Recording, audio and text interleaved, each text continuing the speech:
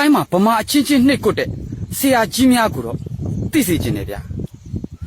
သူတို့လူမျိုးတွေကပညာရှင်ဆိုပြီးဗမာတယောက်ကိုဖူးဖူးမမှုတ်ထားပါ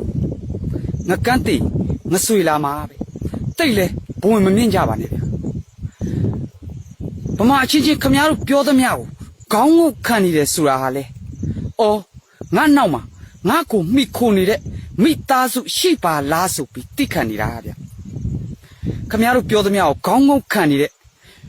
လူတွေရဲ့တမိုင်းကြောင်းကိုလည်းလမ်းစိတ်ပေးလိုက်မယ်ဗျာတွတ်ဆုံစမ်းကြည့်ပါဦးတိတ်လည်းမနှိပ်ကွက်ကြပါနဲ့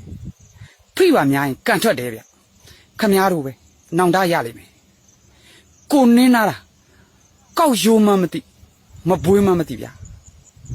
တအုပ်ကိုတအုပ်ဖေးမကူညီကြပါ